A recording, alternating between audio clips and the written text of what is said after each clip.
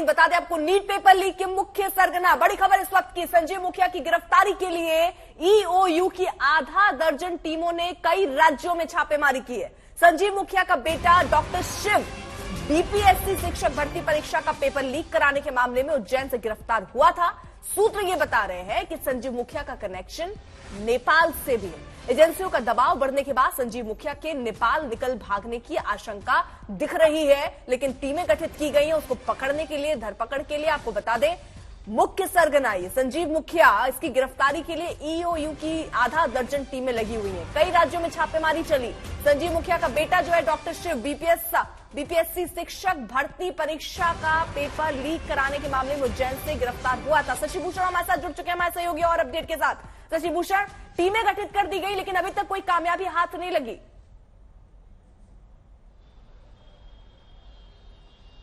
देखिए, टीमें पहले ही गठित की गई थी अर्पिता, और आज जब सीबीआई को तमाम डॉक्यूमेंट, दस्तावेज और जानकारियां, जो ब्रीफिंग है वो ईओयू की तरफ से दी जा रही थी, तो उस वक्त ये जानकारी साझा की गई, जो हमारे सोर्सेज बता रहे हैं कि जो संजीव मुखिया है उसकी गिरफ्तारी के लिए हमने कई राज्यों में छापेमारी की। जो एडीजी हैं ईओयू के नैयर हसनैन खान, वो खुद देख रहे थे इस पूरे मामले को, और डीआईजी जो हैं मनोजीत सिंह ढिल्लो, वो भी इसको मॉनिटर कर रहे थे, और अलग अलग टीमें बनाई गई थी ईओयू की तरफ से।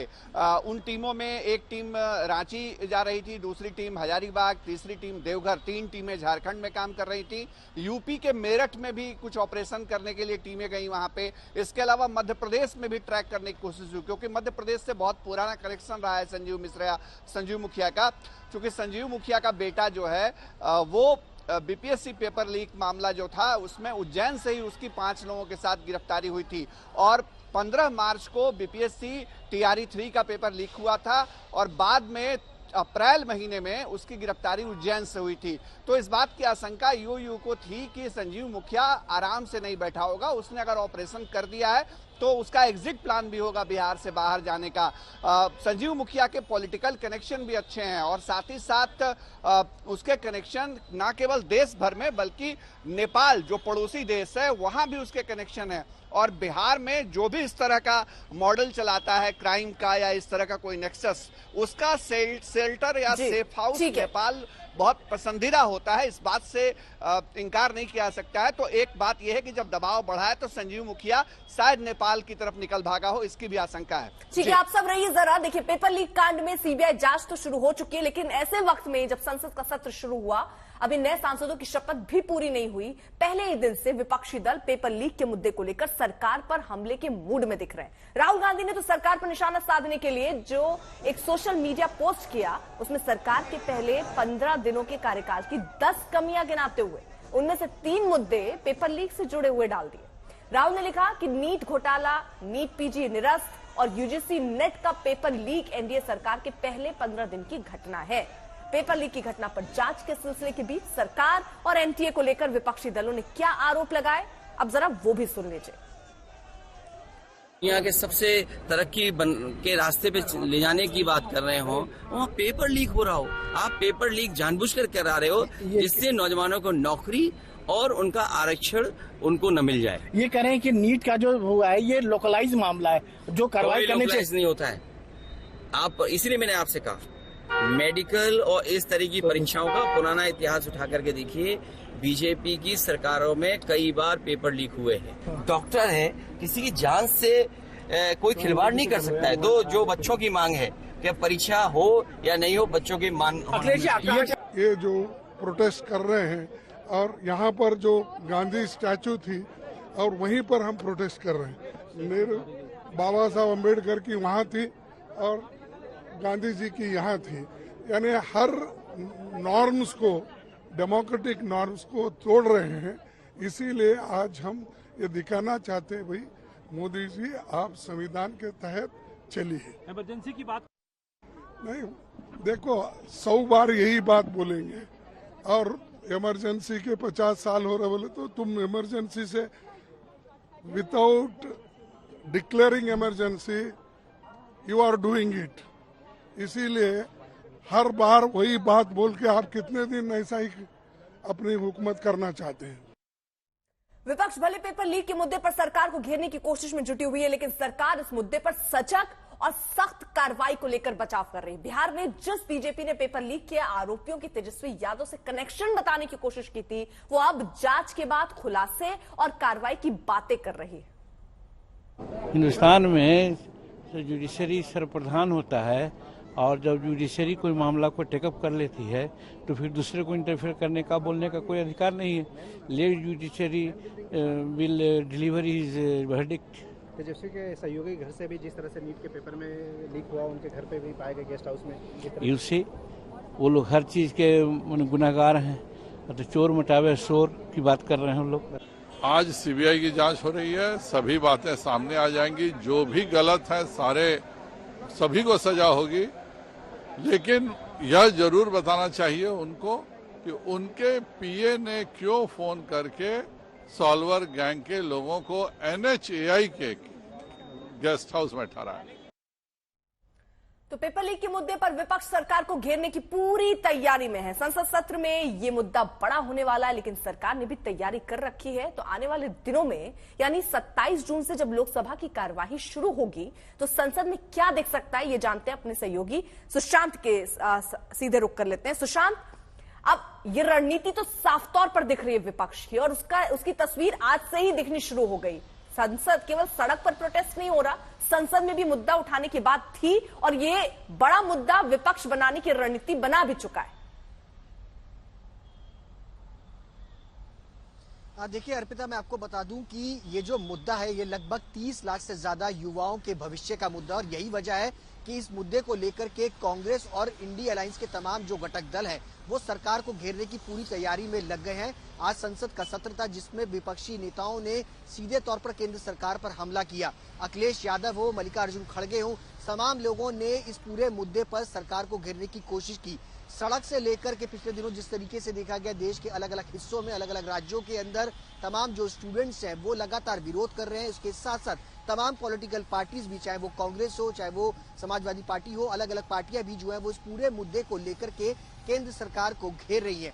हालांकि इस बीच में आपको ये भी बता दूं कि देश भर के अंदर तमाम जो युवा और विपक्षी दल हैं वो लगातार ये कह रहे हैं कि नीट का जो एग्जाम है वो फिर से किया जाए, लेकिन दिल्ली के अंदर कई सारे स्टूडेंट्स हैं और देश भर के कई सारे स्टूडेंट ऐसे भी हैं जो चाहते हैं कि नीट का री एग्जामिनेशन जो है वो नहीं होना चाहिए, क्योंकि ऐसे में उनका क्या दोष है, क्या उनकी कमी है जिसके कारण उनको इसका पूरा खामियाजा जो है वो भुगतना पड़े। लीपोल जो है वो कहीं ना कहीं अगर देखा जाए तो एक पूरे सिस्टम में है जिसका नुकसान जो है वो स्टूडेंट्स को होता है। सीधे तौर पर उन बच्चों का भविष्य जिन्होंने मेहनत कर करके रात दिन एक कर करके एग्जाम्स के अंदर रिजल्ट लिया और उसके बाद उनको सरकारी मेडिकल कॉलेज के अंदर सीट मिल सकती थी, लेकिन अगर री एग्जामिनेशन पे जाते हैं तो उनको कहीं ना कहीं फिर से एग्जामिनेशन देना पड़ेगा, उसी मेंटल स्ट्रेस के साथ जूझना पड़ेगा। ये तमाम सवाल है, यानी संसद का जो आने वाले दिनों के अंदर सत्र रहेगा वो जाहिर तौर पर अगर देखा जाए तो हंगामेदार होने जा रहा है। बिल्कुल, और देखिए नीट पेपर लीक कांड में अब तक मास्टरमाइंड संजीव मुखिया के नाम को लेकर सबसे ज्यादा चर्चा है, और सियासत अगर हम एक तरफ रख दें, इस संजीव मुखिया को लेकर राजनीति में भी आरोप प्रत्यारोप के दौर चल रहे हैं। राष्ट्रीय जनता दल अब संजीव मुखिया की पत्नी की तस्वीरें जेडीयू और एलजेपी नेताओं के साथ दिखाकर सवाल उठा रही है कि पेपर लीक कांड के आरोपी का बिहार के सत्ताधारी दलों से क्या कनेक्शन है। दरअसल संजीव मुखिया की पत्नी कभी जेडीयू की नेता रह चुकी हैं और विधायक के लिए चुनाव भी लड़ चुके हैं। संजीव मुखिया और उनकी पत्नी के नीतीश कुमार और एलजेपी के साथ की तस्वीरें दिखाकर आरजेडी अब एनडीए की घटक दलों पर सवाल उठा रही है। संजीव मुखिया ये कौन है, इसके लिए रॉकेट साइंस के ज्ञान की जरूरत नहीं है। मैं आग्रह करूंगा अपने साथियों से तस्वीर दिखाएं, महापुरुषों के साथ तस्वीर है। इनकी पत्नी जदयू की बड़ी नेत्री हैं, चुनाव लड़ चुकी हैं, ये आपके समक्ष तस्वीर है। ये सबूत है उनकी कारगुजारियों के, ये सबूत है कि कैसे सारे प्रश्न पत्र पहले से उपलब्ध थे। एक व्यक्ति डंके की चोट पर कहता है कि मैं दुनिया का कोई परीक्षा लीक करा दूंगा, और वो व्यक्ति खुलेआम उसकी पत्नी चुनाव लड़ती है। और तस्वीरें हैं, एक के कार्यालय को देखता है, वो वेबसाइट पे खुद अपने कॉलेज की लिख रहे हैं। जांच पूरी तरीके से चल रही है और जो भी दोषी होगा, सरकार कतई नहीं भाग रही। हम लोग के पास छुपाने के लिए कुछ नहीं है, हम लोग खुद चिंतित है। मेरे प्रधानमंत्री ने सबसे पहले संभवतः ये बातें इस तरीके से सामने भी नहीं आई थी, तब से उनकी चिंता है। सारे स्टेक होल्डर्स से बात चल रही है, भले वो पेपर लीक का मामला हो या फिर जिस तरीके से ग्रेस मार्क्स देकर कई छात्रों की चिंताएं बढ़ी हैं। इन तमाम विषयों को ध्यान में रखा जा रहा है। जांच एजेंसी भी अपने स्तर पर इन्वेस्टिगेशन कर रही है। जो भी दोषी होगा, भविष्य में ऐसी घटना ना घटे, इस बात को सरकार सुनिश्चित करेगी। तो अब बिहार में पेपर लीक कांड के बड़े आरोपी संजीव मुखिया को लेकर जो राजनीति हो रही है, उसके पीछे की क्या कहानी है, ये जरा हम समझ लेते हैं अपने सहयोगी शशि भूषण से। जरा इसके पीछे की कहानी समझाइए। पहले तेजस्वी के पीए का नाम सामने आता है और अब बकायदा ये प्रेस कॉन्फ्रेंस करके ये फोटो दिखाई जाती है और ये बताया जाता है ये तो कनेक्शन जेडीयू से बैठ रहा है।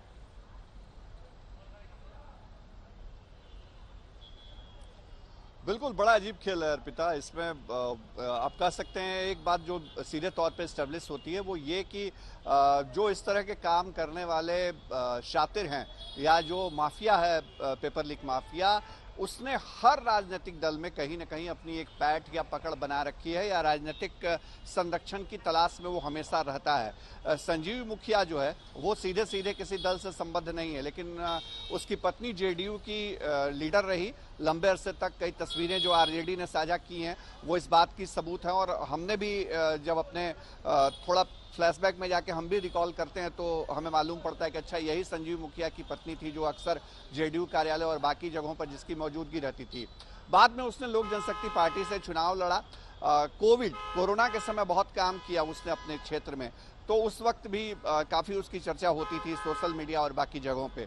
तो संजीव मुखिया ने अपने गांव और अपने आसपास के इलाके में थोड़ा इस बात को समझना होगा अर्पिता, जो नगरनौसा का इलाका है वहां शाहपुर बलवा गांव है संजीव मुखिया का, और अपने गांव में संजीव मुखिया किसी हीरो की तरह है।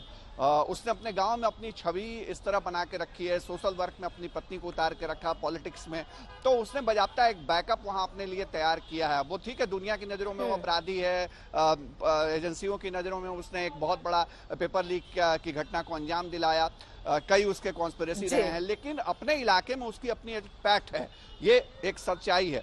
तो संजीव मुखिया का एक तरफ कनेक्शन, दूसरी तरफ आप देखिए अपने इलाके में पैठ बनाकर आप इस बात की आपको आजादी नहीं मिल जाती कि आप इतने बड़े घोटाले, इतने छात्रों के जीवन के साथ इतना बड़ा खेल करेंगे, इसकी आजादी नहीं मिल जाती है। बहुत बहुत शुक्रिया आप सभी का हमारे साथ जुड़ने के लिए। तो बिहार में ये जांच जो है अब सीबीआई आगे बढ़ा रही है, लेकिन बिहार पुलिस की ईओयू ने जांच में जो खुलासे किए उसके तार हजारीबाग तक जा पहुंचे।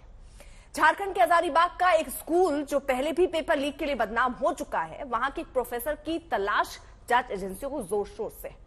कौन सा है वो स्कूल, कैसे पेपर लीक कांड का एक बड़ा राजदार प्रोफेसर से पूछताछ में मिल सकते बड़े सुराग, इस रिपोर्ट के जरिए देखिए।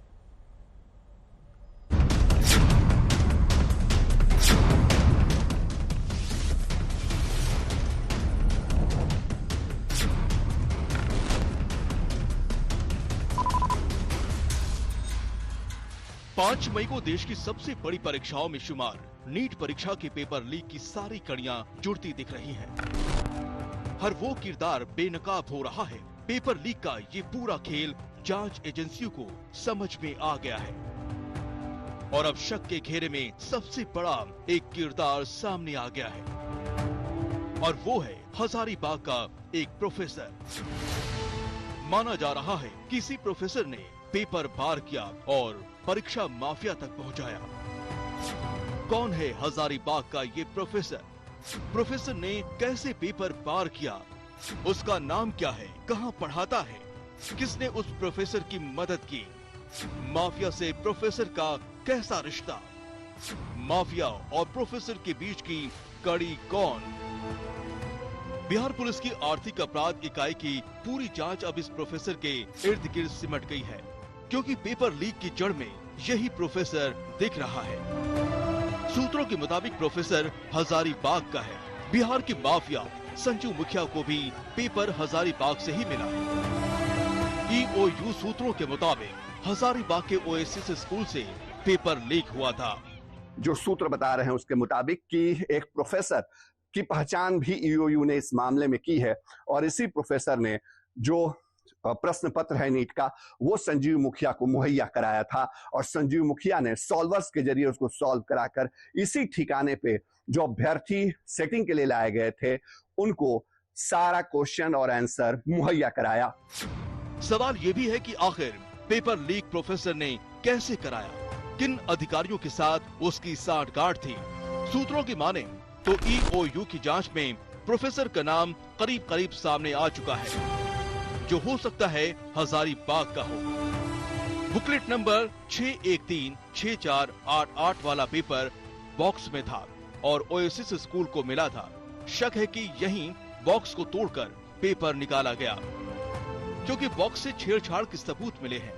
पटना में जो जला हुआ पेपर मिला उस पर बुकलेट का नंबर 6136488 मिला था। इसी से कड़ियां जुड़ती चली गई और हजारीबाग का ओएसिस स्कूल शक के घेरे में आ गया।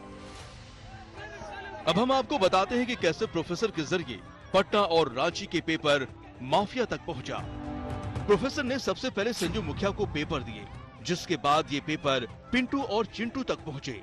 पिंटू ने चिंटू के कहने पर प्रिंट आउट निकाले थे। चिंटू ने नीट के पेपर अभ्यर्थियों तक पहुंचाए थे। पिंटू और चिंटू को झारखंड के देवघर से गिरफ्तार कर लिया गया है। दोनों ही बिहार के नालंदा के रहने वाले हैं। उम्मीद की जा रही है कि चिंटू और पिंटू मामले में कई अहम खुलासे कर सकते हैं। अब इस प्रोफेसर की गिरफ्तारी के बाद काफी चीजें साफ हो जाएगी। पटना से शशि भूषण, आज तक।